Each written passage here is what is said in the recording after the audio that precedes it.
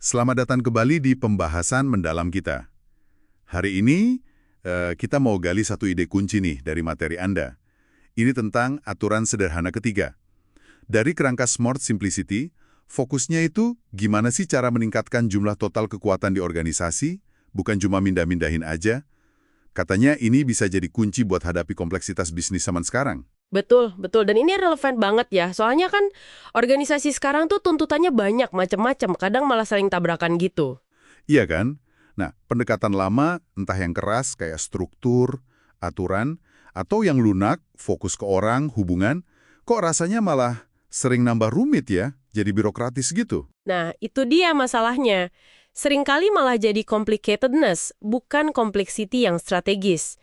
Dan elemen kunci yang sering salah paham itu ya soal kekuatan ini. Sumber Anda kan menyoroti tuh, banyak yang mikir kekuatan ya jabatan, wewenang formal, atau wah karisma orangnya. Padahal definisinya lebih mendasar, lebih fungsional sebenarnya. Oke, menarik nih. Coba kita bedah deh.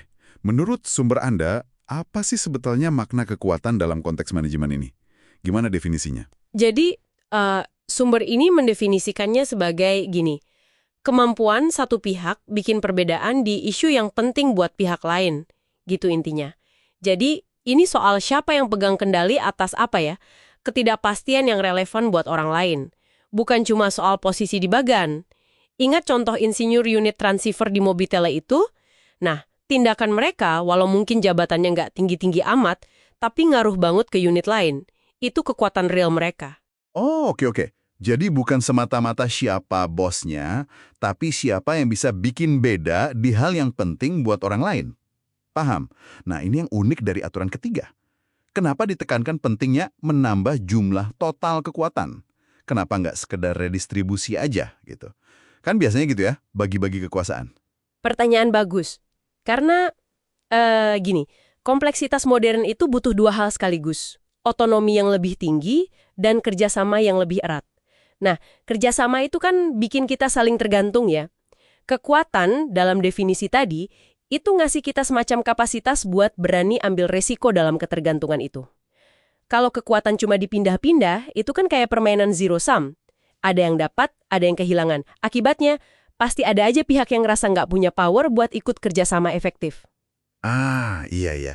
Jadi kalau cuma digeser, yang satu kuat, yang lain jadi lemah, gitu ya. Terus gimana dong? Makanya yang dibutuhin itu permainan positive sum.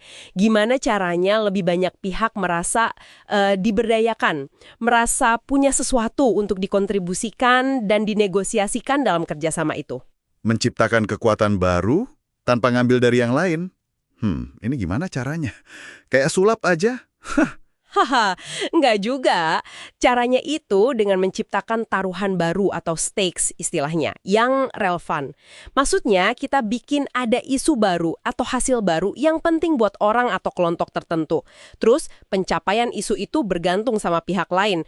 Nah, kita kasih kontrol atas taruhan itu ke pihak yang memang perlu pengaruh lebih. Oke, coba kasih contoh deh biar lebih kebayang. Contoh paling gamblang ya kasus Grandi Mart di materi Anda itu. Manajemen senior itu ngasih kekuatan baru ke manajer toko. Apa kekuatannya? Wewenang buat nentuin siapa karyawan dari departemen lain yang harus bantu kasir kalau lagi antre panjang banget. Oh, itu toh? Iya, kelihatannya sepele kan? Tapi ini taruhan baru. Buat karyawan ini penting dong. Mau dapat tugas kasir atau enggak. Buat perusahaan jelas penting buat kepuasan pelanggan. Aha, jadi si manajer toko jadi punya alat baru ya? Bukan cuma buat ngatur kasir, tapi jadi punya pengaruh lebih buat mobilisasi tim lintas departemen. Ini bisa dipakai buat dorong inisiatif lain yang lebih gede, kayak lokalisasi toko itu yang jadi tujuan awal strateginya kan? Persis, tepat sekali. Jadi ini ningkatin kerjasama di dalam toko itu sendiri dan juga antara toko sama pusat. Karena manajer tokonya jadi lebih berdaya buat eksekusi strategi. Oh iya, satu lagi yang penting. Sumber Anda juga bilang, kekuatan baru ini mesti nyampe masa kritis. Maksudnya, harus cukup signifikan dampaknya buat pihak lain. Kalau kekuatannya kecil banget, ya nggak ngefek, malah diabaikan. Oke, masuk akal. Nah, kalau kita tarik lebih luas lagi nih, dari contoh Grande Mart ini, apa implikasinya buat cara kita mikirin strategi dan desain organisasi? Implikasinya lumayan besar loh. Ini mendorong kita bikin strategi yang lebih gesit, lebih adaptif. Kenapa? Karena lebih banyak orang punya kartu buat dimainkan pas ada perubahan atau tantangan baru. Terus, dalam desain organisasi, ini bantu kita keluar dari jebakan, pendulum itu, bolak-balik sentralisasi, terus desentralisasi, terus sentralisasi lagi. Capek kan? Ya banget, sering lihat yang kayak gitu. Nah, dengan pendekatan ini, fokusnya bukan cuma gambar ulang kotak-kotak di bagian organisasi, tapi lebih ke gimana kita secara sengaja menciptakan basis-basis kekuatan di titik-titik yang krusial, di mana kekuatan itu dibutuhkan buat mendorong kerjasama lintas fungsi, buat hadapi berbagai tuntutan kinerja yang kompleks itu. Jadi kesimpulannya nih, kalau saya tangkap, inti aturan ketiga ini adalah daripada kita pusing mikirin cara bagi-bagi kue kekuasaan yang ukurannya tetap, itu kan zero sum ya. Mendingan kita fokus gimana caranya bikin kue kekuasaan ini jadi lebih besar. Secara aktif menciptakan lebih banyak basis kekuatan di seluruh organisasi. Tujuannya biar makin banyak orang yang termotivasi dan mampu kerjasama buat atasi masalah bareng-bareng. Gitu ya? Benar sekali, persis itu. Mengubah dinamika dari zero sum jadi positive sum. Ini cara buat manfaatin kecerdasan kolektif lebih penuh tanpa harus nambah birokrasi baru yang malah bikin lambat. Intinya pemberdayaan untuk kolaborasi. Oke. Nah, sebagai penutup nih, mungkin ada satu pertanyaan buat Anda para pendengar.